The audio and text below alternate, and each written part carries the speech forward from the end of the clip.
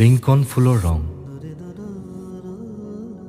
বিদ্যা, আব্ৰাহাম লিংকনৰ শপত। মোৰ এটা চৰকাৰী চাকৰি থকাহেঁতেন মই চাগৈ ছুইম এণ্ড উইকছ হৈ উঠিলোহেঁতেন। তোমাৰ দুবাহুৰ উমাল উৰ্বৰতাত সংকৰণ কৰিব পৰাকৈ 1964 সেই প্ৰেমাস্পদ অন্বেষী ডাঠ ৰঙা এজোপা লিংকন ফুল, ডাঠ সেউজীয়া পাতৰ নিতুল অতুল, মুক্তুল মুক্তুল, মৃদু সুগন্ধিৰে আমোলমোল,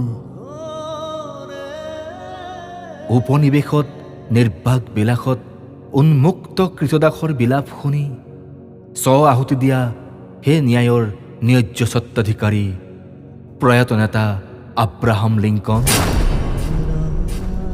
আপুনি ঠিকেই শুনিছে। মোৰ যদি এটা চৰকাৰী চাকৰি থাকিলহেঁতেন নহ'লহেঁতেন মোৰ প্ৰয়াত প্ৰেমৰ ছন্দপতন। তাইৰ কপালতো উজলি থাকিলহেঁতেন আপোনালৈ উৎসৰ্গিত সেই লিংকন ফুলৰ ৰং। তাৰে এটা অনুৰাগী মোহনাত মৃদু মিঠা অভিসাৰ হৈ এতিয়ালৈ চাগে দুফালে দুটাক লৈ আমিও ওলাই আহিব পাৰিলোহেঁতেন। পুৰণি হ'লেও সেই বাজাজ স্কুটাৰখন লৈ প্ৰমোদ বিলাসৰ টাউন এখনলৈ, প্ৰয়োজনৰ দাম দৰ কৰি তাত প্ৰেমৰ প্ৰমূল্য প্ৰতিষ্ঠা কৰিবলৈ, অনুভৱৰ পুনৰাবৃত্তিত নতুনত্ব সানি ৰাতিলৈ ন হৈ দকৈ মৰমৰ অৰিয়া অৰি এখন কৰিব পৰাকৈ। আমাৰ সেই যে প্ৰেমৰ 15 বছৰীয়া পাঠ্যক্ৰম, কি নিৰ্বোধ আছিল তাৰ বৈভৱী শ্ৰম, তাৰ অনুভৱী মৰমী সম্ভ্ৰম। কি খোজা নাছিলোঁ ইজনে সিজনৰ পৰা কোলাই পাচিয়ে মৰম নধৰা।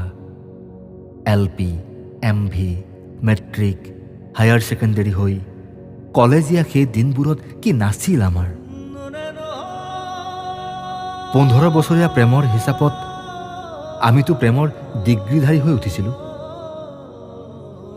কিন্তু তোমাৰ দুৰাকাংক্ষাৰ গৰাহত থাকি গ'ল সেই সামাজিক চাৰ্টিফিকেটখন ইছ্যু হ'বলৈ। মোৰ দেউতাৰো যদি এটা চৰকাৰী চাকৰি থাকিলহেঁতেন অন্তত তোমাক এবাৰ খুজি চাব পাৰিলোহেঁতেন, ঠেলি হেঁচি দেউতাক লৈ তোমালোকৰ ঘৰলৈ গৈ। কিন্তু চালা কপালেই ফুটা আছিল হ'বলা মোৰ। দেউতা হ'ল লং পেণ্ট পিন্ধিব নজনা চহা হালোৱা, গৰুহাৰ ফাকত অহৰহ লৈ ফুৰা পথাৰৰ মাটি পলসুৱা। মোৰ ছেকেণ্ড হেণ্ড চাইকেলখনৰ সৈতে মই কিন্তু তেতিয়া তোমাৰ ফাৰ্ষ্ট হেণ্ড লাভাৰ আছিলোঁ দেই। আলহী আখৰ পাশত বন্দী হৈ ওপৰ মহলৰ পৰা তুমিহে নুশুনা হৈ আহিছিলা মোৰ টিলিঙাৰ হৈছৈ। মনতে প্ৰশ্ন হয়, লালসাত লাভৰ লাখৰ সীমা ক'ত? লালসাত বাসনাৰ বাসৰ বীমা ক'ত? লালসাত তমসাৰ আলোক কিয় লোকবিহীন? লালসাত সৎ ভৰসা কিয় নহয় বিলীন?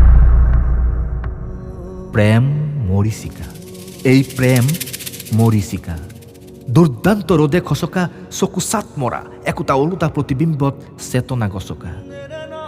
এইবোৰ মনলৈ আহিলেই কিবা অতিপাত খং এটা উঠি আহে মোৰ।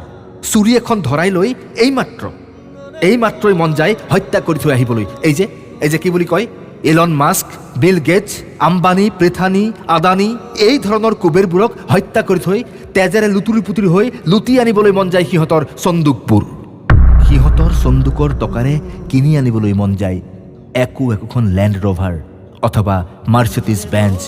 তাৰে এখন ফুৱাই চলাই শান্ত কৰিবলৈ মন যায় সেই পোহনীয়া ৰিভেঞ্জ। ঠাউকতে কিনি পেলাবলৈ মন যায় এখন দিল্লী, নহ'লে এখন শ্বিলং, নহ'লে পেৰিছৰ ৰং অথবা এখনি জকমকীয়া হংকং। এনেকৈয়ে মনৰ মাজতে ভাঙি চিঙি চুৰমাৰ কৰিবলৈ মন যায় দেউতাৰ সেই পুৰণি HMV ৰেডিঅ'টো। মজিয়াত ঠেকেচি ভাঙিবলৈ মন যায় বেৰৰ পুৰণি বেলটেক টিভিটো। আন্ধাৰেদি দলিয়াই হেৰুৱাবলৈ মন যায় দেউতাৰ সময়ত নজ্বলা সেই এভাৰেদি টৰ্চটো। দলিয়াই পেলাবলৈ মন যায় আয়ে থৈ যোৱা থুৰিয়াযোৰ, হাতৰ বালা দুপাত আৰু য'ত যি পাওঁ। নহ'লে চাল্লা দৌৰি গৈ বেকি দাখনেৰে কাটি তহিলং কৰি থৈ আহিবলৈ মন যায়।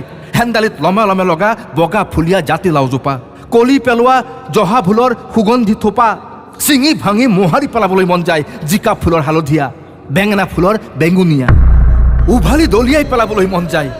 পাতৰ ফাকত মূৰ দাঙি উঠা ঘিউ ৰঙী ভেন্দি দৰা, বৃদ্ধাইৰ আবেগৰ লহপহীয়া কচু ঢেকীয়া, লাই ভতুৱা, পালেং খুতৰীয়া। কিন্তু মূৰকত সেইবোৰ একো কৰা নহয়।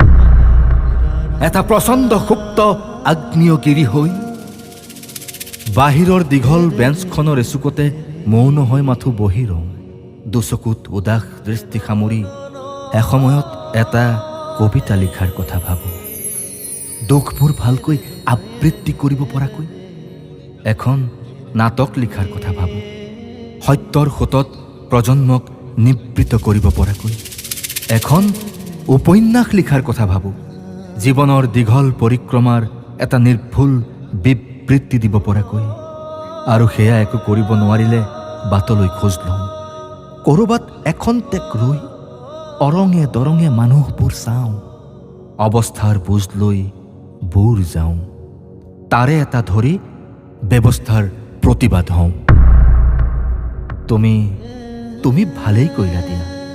আকাংক্ষাৰ আৱেশত পুৰণি সম্বন্ধত সেই অনীহা থৈ মোৰ নায়িকাজনী নহৈ। এৰা, সপোন দেখিব লাগে, লিখিবও লাগে, খেদিবও লাগে আৰু ভাঙিবও লাগে। আৱেগৰ মজিয়াত ঝনঝনাই থনথনাই পৰিপক্ক দুচকুত এদিন সপোন আৰু দিঠকৰ পাৰ্থক্য গণিবলৈ, উপলব্ধিৰে অতীত ধুবলৈ, বিচাৰি উলিয়াবলৈ শ্ৰম আৰু মৰ্যাদাৰ এখন সঁচা ঘৰ। সকলো ঠিকেই আছে জানা, মাত্ৰ বাটৰ নিৰ্জনতাত ফুলৰ বিপণীবোৰত লিংকন ফুলৰ ৰং দেখিলেই অলিন্দকেইটা আঁত খাই ধৰে। নিথৰ খোজেৰে তেতিয়াই মোৰ মন যায় গাবলৈ পৰাজয়ৰ সেই পুৰণি গান। যেনেকৈ তোমাৰ মন যায় মুম্বাইৰ জুহু বিচ্ছত মাৰ্চিডিছখন ৰখাই গুণগুণাই খাবলৈ এপিয়লা বিদেশী ৱাইন। তফাত ইমানেই, তুমি তোমাৰ বাবে শুনা, মই আমাৰ বাবে শুনো, নহ'লে ইহঁত বা সিহঁতবোৰৰ বাবে। সেই ভাবি আকৌ দুখত আছো বুলি কিন্তু নাভাবিবা। এতিয়াও ৰজাৰ দৰেই আছো। উত্তৰাধিকাৰী সূত্ৰে তেজ নোৱাৰিলেও আন বহু কিবা কিবি দি থৈ যাব পৰাকৈ উত্তৰ সুৰী।